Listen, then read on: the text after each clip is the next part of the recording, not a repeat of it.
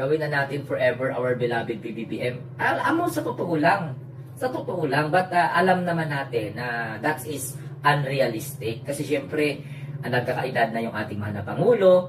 Ang akin is matapos ng Pangulo ang kanyang term, na walang hassle, na walang pagbabanta ng destabilization, and then, gusto ko na kung pwede, magkaroon ng tinatawag na constitutional change so that magkaroon po ng extension ang kanyang pamumuno. Kasi 6 years is not enough.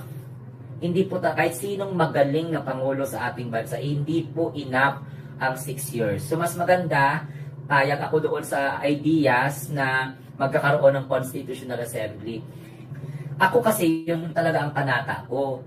At saka pag magkaroon man din someday ng change of leadership, pag matapos ng Pangulong Bongbong Marcos ang kanyang term, susuportahan ko yung kanyang i-endorse. Pero magiging hindi siguro ako active sa politics kapag matapos na yung term ng ating mahal na presidente, kasi nararamdaman ko talaga, ang puso ko ay hindi talaga fully politics.